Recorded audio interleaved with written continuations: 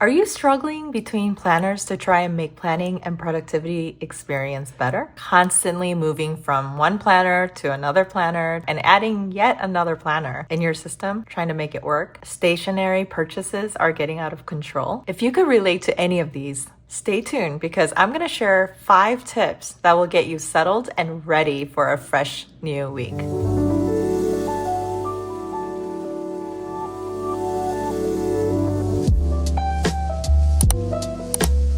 All right, friends, we have some planners here that I picked up. Tip number 1, first thing you want to do is line up all your planners. Just line them up. Once you do that, just choose one. Don't think long-term, think 1 week only. If you start getting into the notion of long-term, that's when your struggles start to happen. The bullet journal, Hobonichi Weeks, personal rings, an A5 spiral notebook. I'm going to choose a bullet journal. I will also show you how you could do it in the Hobonichi Weeks. Tip number 2, essential planner setup. You're gonna also need a pen. I have a Papermate Flare in medium point. I have a highlighter and a ruler. We're gonna open up the notebook. You're gonna need a monthly. I'm gonna write April right here. Under that, I'm gonna write master list. I am going to put a line through wherever my ruler lands. I really don't care how thin or thick this line is. On this side, I'm also gonna add another line right here and just create another line right down the side there. You're gonna start dumping everything onto this list. Anything and everything that's cluttering your head, anything you wanna buy, thoughts you have, ideas, tasks, projects. Like I wanna fix my kitchen, write it down. My daughter's birthday is coming up the next month. So this is that master list you're gonna use. Then you've got the weeks list. Let's say that we're setting up for week 16, which is next week. Week 16, I always like to write the week. And then under that, I will just write April 14 to, I believe, 20. Then I'm going to have this ruler, put a line through, just like that. And on this page, just with my eyes, nothing fancy, and make lines. One going that way, and I'm going to chop that up even more. And I would say like right about there, maybe right here. Okay, I'm gonna make another line right there. Okay, so I've got 8 boxes. Do you see that? 1, 2, 3, 4, 1, 2, 3, 4. Monday, Tuesday, Wednesday, Thursday, Friday, Saturday, Sunday, and then next. All right. Here, I'm gonna write weeks list. This is just another one of these, except it goes into here. Go to wherever you have your appointments and events marked, like your Google Calendar, your Notion, anywhere where you have your calendar, all the appointments and schedules. And if you don't have it, now is a great time to settle that down. You're gonna write the date. So this is gonna be 14, 15. Once you've done that, now you're gonna write your schedule. Mom's birthday, a soccer game, practice, date night on Sunday, all the things.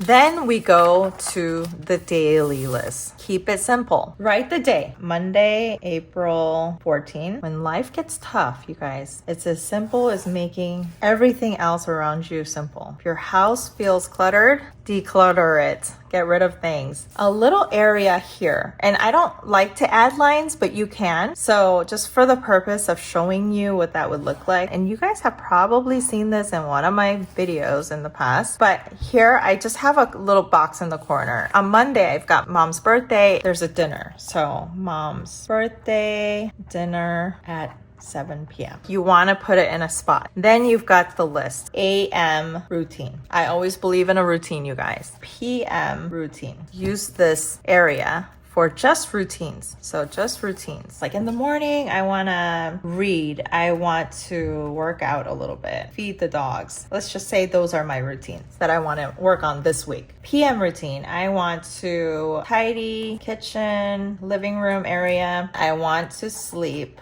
by 10 p.m. In the middle section here, this is where your tasks go. This is where the magic happens. When things are tough, and you are in between planners and just hopping through and trying to make productivity and balance work, from here, you're going to choose 3 that come to mind that you want to commit to on Monday. I know you've got urgency, you got this and that. Just choose top 3. I'm going to pick up grocery, buy a gift, budget. And then let's say in the morning, I dropped off the kids, did the grocery. And while I was there, I bought something for my mom. I come home and I budgeted in the morning. Ooh, what a great productive day. I read, I didn't work out. Maybe I'll do that in the evening. Fed the dogs, took some vitamins. So far, that's what's done. Now I go back, pick up 3 more. In the evening time, declutter desk area. I didn't get to that. Then I'm just going to put a circle. I just put a circle on things that I didn't get done because my eyes can pick it up real quick. I put on a mask this evening, didn't sleep by 10. So then I circle it. I didn't do the workout, so I circle it so my eyes can pick it up. That's it. That was my Monday. This process right here is part of what I call logging out for the day. Before I log out, which means I am going to close this planner for the night, I'm gonna leave this blank. I'm gonna move to another page, start a new day.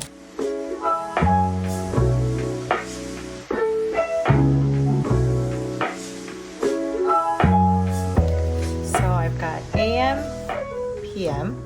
I am going to work out, feed dogs, walk them, take my vitamins. And in the evening time, I want to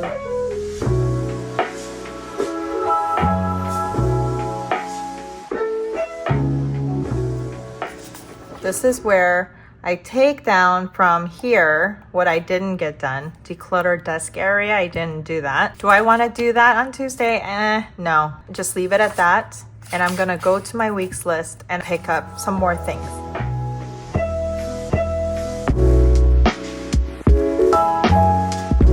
That's 3 things, 1, 2, and 3. Even though this is kind of badged into this area, I've got 3 things.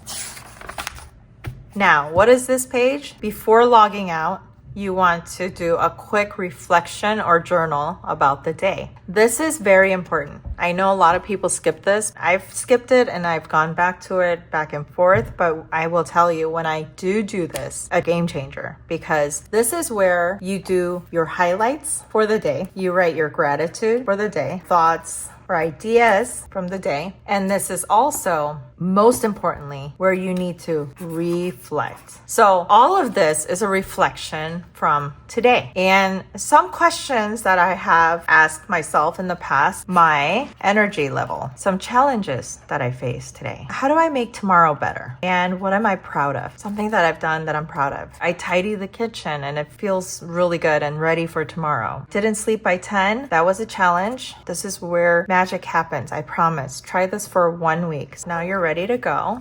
Close it just like that and log out. Once you've done the log out process, close the planner for the day and be done with it. This actually trains your brain to stop checking in and out of this planner, which means that you're not halfway finished with the day. You are not only ready to completely log off the day, but you are also ready for tomorrow. So just completely close it, shut it down. It's kind of like closing up shop, right? If we owned a shop, a retail shop, there's an hour that's set on the door where we say we're closed. And once we close, we're not going to just keep going back in and out. That's it. We're done for the day. Same thing with this. Tip number 5, try any planner for 1 week this way. If you don't like it, move to another planner and repeat the process the next week. If you're going to try this, try it out for a whole week, then move to the next planner. I'm going to also share with you on Hobonichi Weeks how you can do this. Let's suppose this is week number 15 and we're preparing for the same week. This is where I would put the week's list. And there's actually a line for you, so you don't have to really draw a line, but in case you do, draw a line. You've got the week already set up for you nicely, so all you have to do is write mom's birthday, dinner at 7, kids' soccer game, date night. For the monthly, what I want to say is because these monthlies are a little bit too small to dump everything. You can use it for the calendar to put in your booked appointments and events, but the other stuff, try to put it back here. Write down April master list. And I would just go all the way through and use these lines right here. They already have these lines made up for you on Hobonichi, which is really cool. And then also here, there's a line. Dump all the ideas, thoughts, clutter, what's on your mind, all that stuff. To-dos, projects coming up, birthdays coming up, parties to event plan, all of the above. Put it all down on paper. And for the dailies, I would just put Monday, the April 14th, and set up to where I have a corner over here ready to go for my schedules, appointments, and events here. Then I have all my to-dos and my routines on this side. So PM, here, write all the tasks, starting with just 3, picking it up from the week. Journal here. Reflect, write the highlights, thoughts and ideas, gratitude. You could all write it in one long form, or you could separate it into chunks and write a sentence, a word. This is how I would set it up. Try it for 1 week, whichever planner you choose, and keep it nice and simple. Sometimes simplicity is all you need in this complex world. Adding more planners in your lineup is not always the answer. So declutter your mind, commit, and take action every single day. It doesn't have to be the most perfect planner or the most perfect handwriting or the most perfect deco in your planner. What's important is that you're taking actions, doing the things that are in your mind, in your heart, in your soul, and putting it on paper and one by one progressing towards getting those things done. Now, one bonus tip I wanted to share with you is that if you have a personal binder in your stack and you ended up choosing one of the other bound notebooks to use for the next week and want to bounce around, explore other planner sizes and types and brands, what I suggest is to have something like a rings binder, and or it could be a bound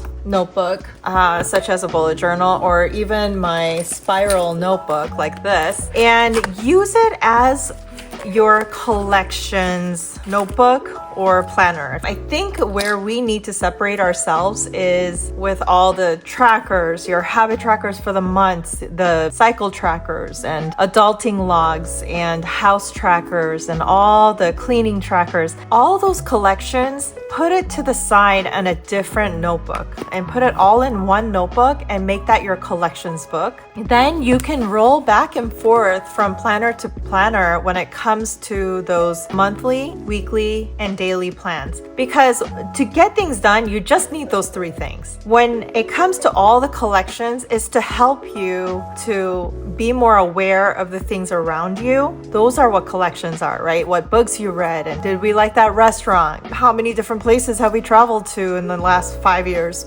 Those are all part of collections. So I suggest keeping all your collections into one book. Pick a book and stick with it. And then the other ones, your regular plans, just do the monthly, weekly, and daily, and just really work through it with whatever notebook or whatever ring planner sizes you want to explore. I hope this video helped you, and if it did, please comment down below how you see yourself trying this out, and if you're struggling at all with trying out different planners, what those struggles may be for you. Thank you for listening, and I will see you in the next video. Bye.